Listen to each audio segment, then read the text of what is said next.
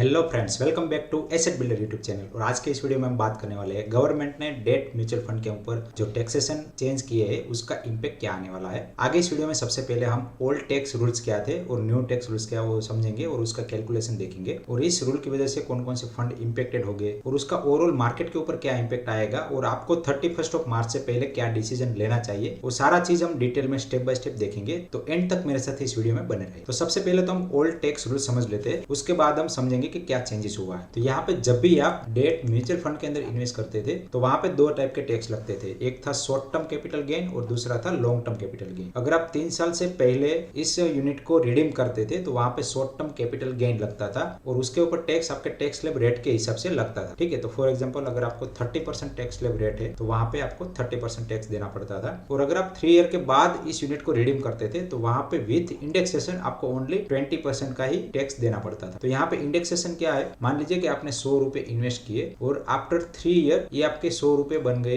140 रुपए। तो यहाँ पे आपका जो रिटर्न है वो अप्रोक्सीमेटली 8% बन जाएगा। अब मान लीजिए कि जो महंगाई है वो 6% के रेट से बढ़ी, तो यहाँ पे 6% का रेट मैंने पर ईयर लिया था, तो यहाँ पे उस हिसाब से आपका 100 रुपीज 120 रुपीज के बराबर हो जाएगा। तो यहाँ पे आपको इफेक्टिव बेनिफिट कितना होगा, ओनली 20 रुपीज का। ठीक है, वैसे आपका रिटर्न 40 रुपीज का बना, ओनली 20% का बना। ठीक है, तो आपको इसी 20 रुपीज के ऊपर ही 20% का टैक्स देना था, जो कि हो जाता है 4 रुपीज। तो ये अगर हम कैलकुलेट करेंगे तो आपका इफेक्टिव टैक्स रेट बन जाएगा 10%। ठीक है, तो यहाँ पे मैंने एक वैसे ही केस ले लिया है। अदरवाइज अगर हम कैलकुलेट करें तो यहाँ पे ये जो 6% रेट है वो ऑलमोस्ट डेट फंड के रेट से थोड़ा बहुत ही ऊपर नीचे होता है। तो अल्टीमेटली आपका जो इफेक्टिव टैक्स रेट है ओनली 4-5% ही बन जाता है। तो इसीलिए यहाँ पे इंडेक्सेशन का एक बहुत ही बड़ा बेनिफिट था, लेकिन अनफॉर्चुनेटली गवर्नमेंट ने ये वाला इंडेक्सेशन बेनिफिट अभी हटा दिया है और लॉन्ग टर्म और शॉर्ट टर्म ये दोनों चीज इक्वल हो गया है। और यहाँ पर भी आप जब भी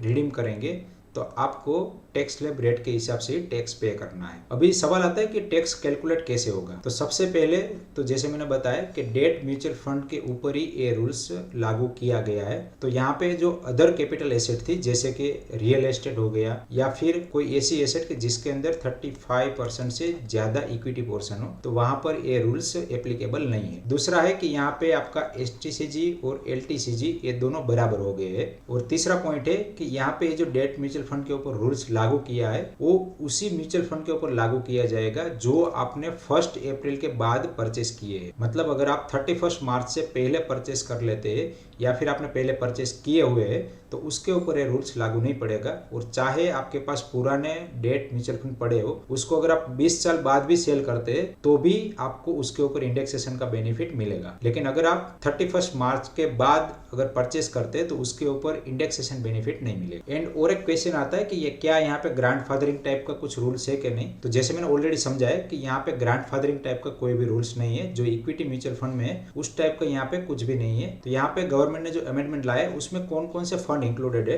तो सबसे पहले तो date mutual fund, gold fund and international fund. तो यहाँ पे डेट फंड में भी अलग अलग टाइप की कैटेगरी रहती है, जिसके अंदर 35% से कम का इक्विटी पोर्शन हो वैसे ही डेट फंड आपको कैलकुलेट करना है। तो जनरली जिसके अंदर ये पोर्शन ज्यादा हो वो हम हाइब्रिड कैटेगरी में कैलकुलेट करते हैं। तो यहाँ पे सारे डेट म्यूचुअल फंड आ जाएंगे, फिर गोल्ड फंड भी आ जाएंगे और इंटरनेशनल फंड। तो यहाँ पे इंटरनेशनल फंड जो थे उसका taxation as a debt mutual fund होता था। भले आप चाहे इंटरनेशनल में इक्विटी मार्केट में इन्वेस्ट क्यों ना करें, फिर भी उसका टैक्सेशन डेट म्यूचुअल फंड की तरह ही होता था। आपने यूएस इंडेक्स में इन्वेस्ट किया है तो वहां पे भी आपको इंडेक्सेशन का बेनिफिट मिलता था, लेकिन अभी ये सारा जो बेनिफिट है वो वेनिस्ड हो गया है और आपको अपने टैक्स रेट के हिसाब से यहाँ पे टैक्स पे करना पड़ेगा। तो यहाँ पे ये चीज का सबसे बड़ा इंपैक्ट किसके ऊपर होगा, तो सबसे पहले तो इंस्टीट्यूशनल इन्वेस्टर एंड HNI जो बिग प्लेयर है उसके ऊपर सबसे ज्यादा इंपैक्ट होगा, क्योंकि ये जो लोग है उसके पास बहुत ही ज्यादा वेल्थ होती है। तो अपना कुछ पोर्शन डेट म्यूचुअल फंड के अंदर इन्वेस्ट करते हैं ताकि अपना जो पैसा है वो इन्फ्लेशन की वजह से कम ना हो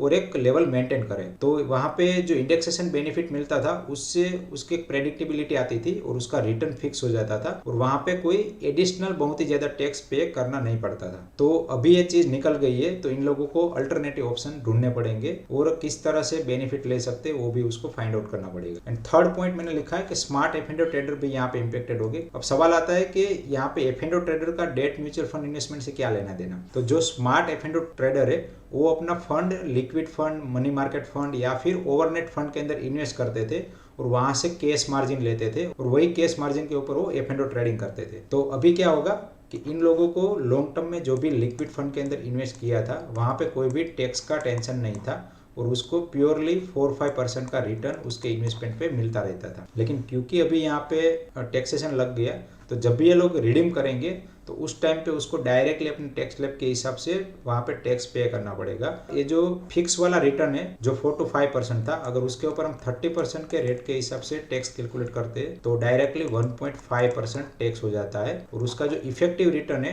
वो हो जाएगा ओनली 3.5%। ये बहुत ही बड़ा अमाउंट हो सकता है इन लोगों के लिए। अगर हम रिटेल कैटेगरी के लोगों के लिए बात करें तो पहले तो वो लोग FD ज्यादा प्रीफर करते थे। अभी रिटेल पब्लिक को जस्ट पता ही चला था कि डेट फंड के अंदर इन्वेस्टमेंट करना चाहिए और वहां पे टैक्स का बेनिफिट भी मिलता है। तो धीरे धीरे लोगों को ये चीज पता चल रही थी और मार्केट यहाँ पे धीरे धीरे ग्रो भी कर रहा था, लेकिन उससे पहले ही सरकार ने पूरा मार्केट वेनिश कर दिया है। तो अभी यहाँ पे रिटेल पब्लिक को इतना ज्यादा इम्पैक्ट होने वाला नहीं है क्योंकि रिटेल पब्लिक बहुत ही ज्यादा डेट फंड के अंदर इन्वेस्टमेंट करती ही नहीं थी। तो गवर्नमेंट ने जो डिसीजन लिया है विदाउट एनी थिंकिंग, तो ये सारा चीज जो है उसका ओवरऑल मार्केट के ऊपर बहुत ही ज्यादा इम्पैक्ट आ सकता है। तो यहाँ पे मैंने कुछ पॉइंट फाइंड आउट करके रखे कि क्या क्या चीज में इम्पैक्ट आ सकता है। तो ये जो 3 पॉइंट है वो एक दूसरे से रिलेटेड ही है कि यहाँ पे डेट फंड जो है वो बहुत ही ज्यादा लेस अट्रैक्टिव हो जाएंगे। तो उसका डायरेक्टली इम्पैक्ट आएगा कि लोग अभी इसके अंदर इन्वेस्ट नहीं करेंगे या फिर धीरे धीरे रिडीम भी कर लेंगे तो वापस से वो लोग नहीं आने वाले। दूसरा पॉइंट है कि इसका डायरेक्टली इम्पैक्ट आएगा AMC के डेट AUM पे और उसका डायरेक्टली इम्पैक्ट आएगा उसकी शेयर प्राइस के, क्योंकि इन लोगों की यहाँ पे प्रॉफिटेबिलिटी कम हो जाएगी और लोग यहाँ पे अल्टरनेटिव ऑप्शन ढूंढेंगे जैसे कि FD या फिर कोई अदर ऐसा ऑप्शन के जहाँ पे उनको फिक्स रिटर्न मिल जाए। अभी यहाँ पे ये जो डेट म्यूचुअल फंड में फंड जो आउटफ्लो होगा वो हो सकता है कि बैंक FD में जाए, क्योंकि यहाँ पे डेट म्यूचुअल फंड और FD के बीच में इतना ज्यादा कोई डिफरेंस रह नहीं गया है। दोनों का रिटर्न भी ऑलमोस्ट सेम जैसा ही है और दोनों का टैक्सेशन भी सेम जैसा ही होगा। तो लोग यहाँ पे FD ज्यादा प्रीफर करेंगे क्योंकि वो इंस्ट्रूमेंट से वो वाकिफ है और डेट म्यूचुअल फंड का लोगों को अभी पता ही नहीं है। जो लोग ऑलरेडी डेट म्यूचुअल फंड के अंदर इन्वेस्टमेंट कर रहे थे वो भी लोग डेट म्यूचुअल फंड में इन्वेस्टमेंट ना करते हुए इक्विटी की ओर ज्यादा जाएंगे, क्योंकि यहाँ पे 3 ईयर के बाद ही आपको बेनिफिट मिलता था। तो उनको ऐसा लगेगा कि अगर लॉन्ग टर्म में मुझे यहाँ पे कोई बेनिफिट नहीं मिल रहा है तो instead of date mutual fund में इन्वेस्ट करने की वजह मैं यहाँ पे डायरेक्टली इक्विटी मार्केट के अंदर ही इन्वेस्ट करता हूँ या फिर इक्विटी म्यूचुअल फंड में इन्वेस्ट करता हूँ। तो यहाँ पे रिटर्न भी थोड़ा सा उनका बढ़ सकता है और वहां पे अगर 10% के हिसाब से टैक्स भी लग जाता है तो इतना ज्यादा इम्पैक्ट नहीं आएगा। तो हो सकता है कि इक्विटी मार्केट के अंदर मनी फ्लो ज्यादा आने लगे। फिर नेक्स्ट पॉइंट है SGB वाला।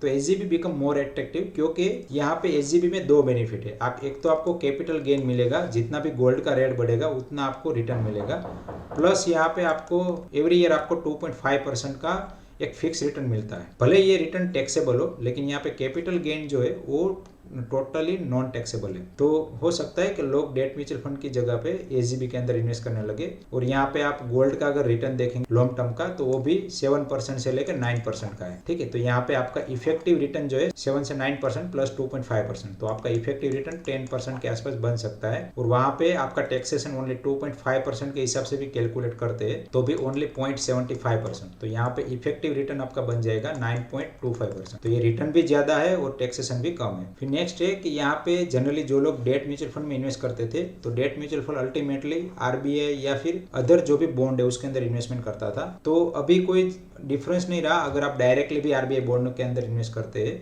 या फिर डेट फंड के जरिए इन्वेस्ट करते हैं। तो यहाँ पे हो सकता है कि लोग प्रीफर करें कि RBI बॉन्ड डायरेक्टली परचेस कर ले instead of date mutual fund, क्योंकि यहाँ पे इसका कुछ कमीशन भी लगता है और डाइवर्सिफिकेशन भी करते हैं। लेकिन अभी यहाँ पे टैक्सेशन का बेनिफिट नहीं है तो उससे बेटर है कि आप डायरेक्टली RBI बॉन्ड के अंदर इन्वेस्ट कर दीजिए। एंड लास्ट एक बहुत ही बड़ा बदलाव आ सकता है म्यूचुअल फंड इंडस्ट्री में जो कि मुझे लगता है और बहुत ही इंटरेस्टिंग भी है कि यहाँ पे गवर्नमेंट ने क्लियरली मेंशन किया है कि अगर लेस देन 35% इक्विटी पोर्शन है तो ही। तो जो लोग डेट फंड के अंदर इन्वेस्टमेंट करते हैं उसको एक फिक्स रिटर्न चाहिए और वहां पे टैक्स का बेनिफिट भी चाहिए। तो यहाँ पे म्यूचुअल फंड इंडस्ट्री एक ऐसा प्रोडक्ट लेके आ सकती है जिसके अंदर 36% इक्विटी पोर्शन हो और 64% डेट पोर्शन हो। तो यहाँ पे इस तरह की प्रोडक्ट नई मार्केट में आ सकती है और इसी चीज को लेके ये जो AMC वाले है वो बहुत ही ज्यादा मार्केटिंग करे और इस प्रोडक्ट में लोग इन्वेस्टमेंट कर सकते हैं। तो अभी ये सारी चीज समझने के बाद एक माइंड में क्वेश्चन आता है कि अगर हमने ऑलरेडी इन्वेस्ट कर दिया है या फिर करना चाहते हैं तो क्या करना चाहिए। तो यहाँ पे वीडियो में आसानी से समझ में आता है कि अगर आप ऑलरेडी डेट म्यूचुअल फंड के अंदर इन्वेस्टेड है और आपका कोई स्पेसिफिक पर्पज है, तो वो स्पेसिफिक पर्पज आपका फुलफिल ना हो